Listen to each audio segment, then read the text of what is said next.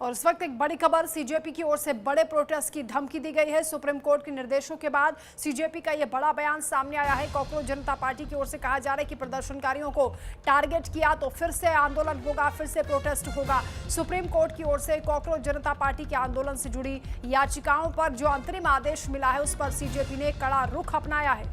Cockroach जनता party के founder Abhijit Dipke ने ऐलान कर दिया है कि अगर प्रदर्शन में शामिल छात्रों को टारगेट किया जाता है तो वो फिर से प्रोटेस्ट शुरू कर देंगे।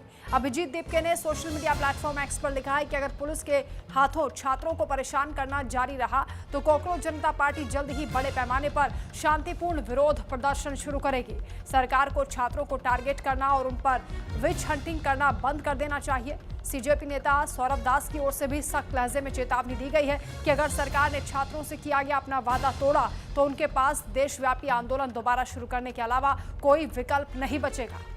यानी ये आंदोलन, ये प्रदर्शन फिर से शुरू हो सकता है अगर जो शर्तें रखी गई हैं उसमें कोई बदलाव होता है या सरकार उस पर पीछे हटती है।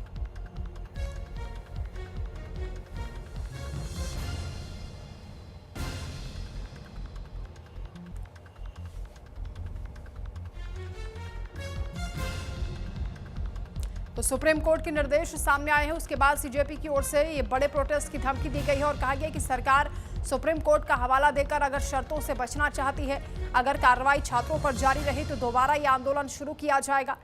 हमारे पास कोई विकल्प नहीं बचेगा, शांतिपूर्ण ढंग से हम फिर प्रदर्शन करेंगे। सुप्रीम कोर्ट के निर्देशों के बाद सीजेपी की ओर से बयान सामने आया। फाउंडर अभिजीत दीपके ने भी ये बात सोशल मीडिया प्लेटफॉर्म एक्स पर कही है। इसके अलावा सीजेपी के प्रवक्ता सौरभ दास की ओर से भी ये चेतावनी दी गई है कि प्रदर्शनकारियों को अगर टारगेट किया तो फिर से प्रोटेस्ट किया जाएगा।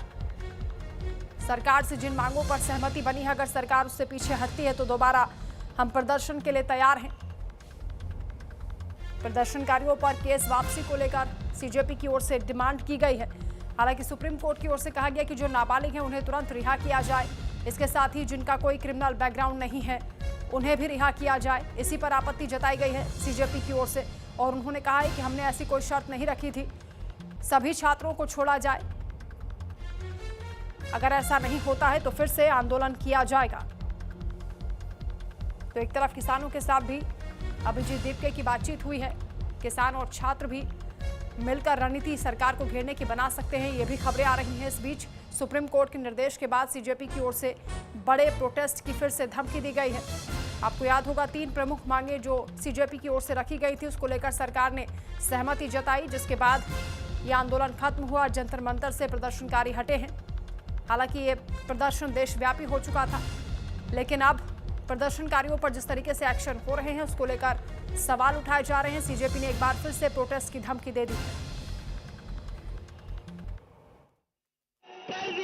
देखिए, जैसे आपको पता है सरकार ने हमें जो गारंटी दी थी कि एफआईआर सारे जितने फाइल हुए हैं अभी तक छात्रों के खिलाफ, प्रोटेस्टर्स के खिलाफ, वो सारे वापस लिए जाएंगे और फ्यूचर में भी कोई भी एक्शन नहीं होगा किसी भी प्रोटेस्टर के खिलाफ। सिर्फ दिल्ली में नहीं, कोई भी भाजपा रूल्ड स्टेट या जो एनडीए गवर्नमेंट के स्टेट्स है वहां पे अभी तक हमें वो आश्वासन पूरी तरीके से सरकार से रिटर्न में नहीं मिला है। बहुत सारे स्टेट्स, कुछ स्टेट्स है जैसे कि बिहार और असम जहां पे एक नोटिफिकेशन निकला है इसी गारंटी का, एंड उसके बाद आज के दिन में कोई भी स्टेट्स में या यूनियन गवर्नमेंट के तरफ से ऐसा कोई रिटर्न गारंटी अभी तक